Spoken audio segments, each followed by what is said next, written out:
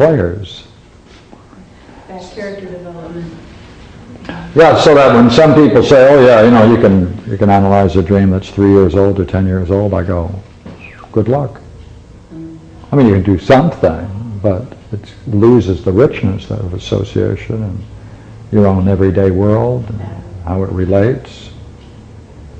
It was nice to see how a process works with 2 dreams that have happened in about a 24-hour period too. It's kind of interesting to see. Yes. Oh, the ideal thing, you see, is to get maybe 10 of them in a row. And then you put them on butcher paper and pin them on the wall. And you just walk around after you analyze them. And you say, hey, look, if that one goes with that one goes with this one. And it comes together. I've done that, I've done that. My own, with other people. Then you can see that dreams unfold. Like you can have a theme working itself out again and again and again, with all variations and permutations, like we're going through the circle of fifths. Yeah. But if you enjoy it, you can do it. There isn't any method. There isn't any method. I don't have any method. Wow. I don't have any method. I don't have any, do I have any method? Your method is no method. No, really. Do I have any method? No. Damn it, Well, Grimes. one of the things that I noticed for myself, and it's so interesting to watch you go through this with Lazarus, and then to go through one of my dreams. I can't see the forest for the trees. I get so caught up in what's going on, in the attitude and everything that's going on. So, in learning, or the no method, what would be? Is it easier to learn it by doing your own dreams, or working or sitting with somebody and talking about their dreams? Because it's a whole different process when it's somebody else's. Both. The reason why it's important to have a kind of a dream culture where people come together to do this is that the most interesting thing about dreams is that it will show you a part of your life that you hadn't anticipated. And therefore you can't recall it. And you can't question yourself about it because you overlooked it. Because you're not aware of it. Because you're not aware of it. So it's almost doing a transcendental thing. It's bringing something into consciousness that you're not aware of. So that someone else could say, oh, and you go, oh, there it is. Well, this is a big deal. I never would have seen this as a successful dream. I would have thought, I was cursed by the idea that I'd woken up too early, and all it was about my fearfulness. I mean, I couldn't have seen that at all. Is it good enough to review? Yeah.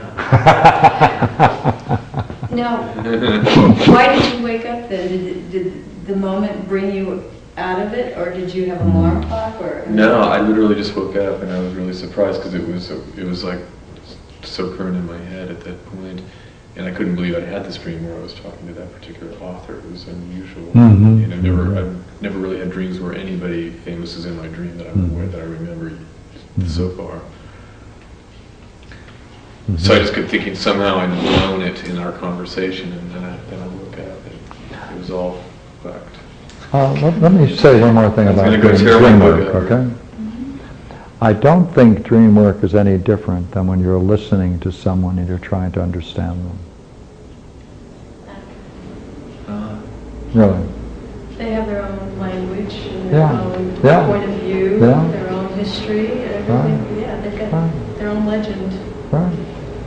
And then you can then participate, right? Enter into it. That's what we did. We enter into it. Okay. Thank you. Except that there's some method, Pierre, when you go to when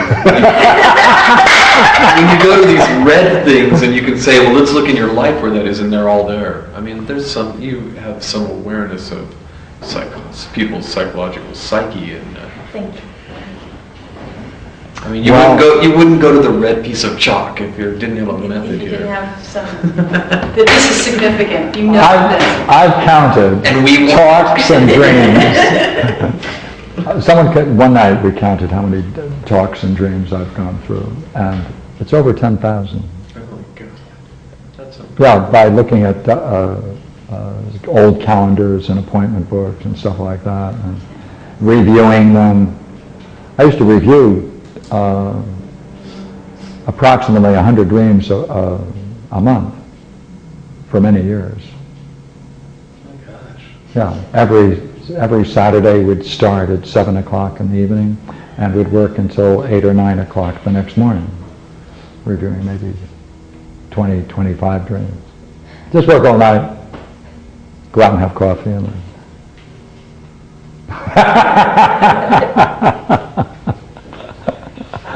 all right?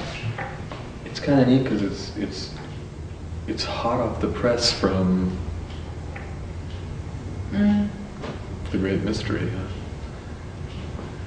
Hey, the mind is intelligible. It's hot The off mind the is press. intelligible.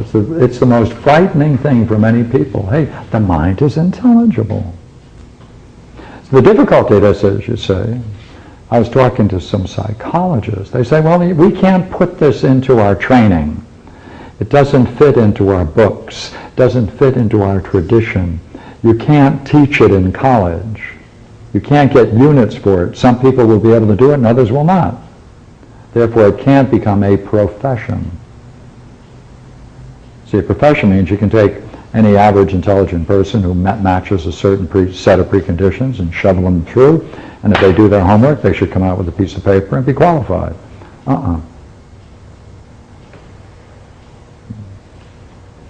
Knowing Freud and Jung and everyone else, this doesn't help. Doesn't help. Just have to learn the mind, understand the language of the mind, the images of the mind. And that the mind is intelligible. Yeah. That's a spiritual concept that psychology isn't going to go near.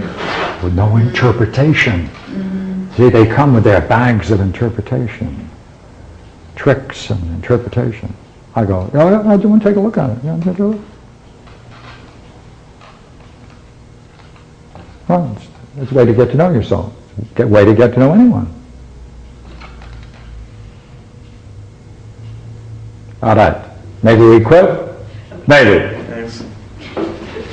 Shut up. And now I'm going to have my gourmet cookie.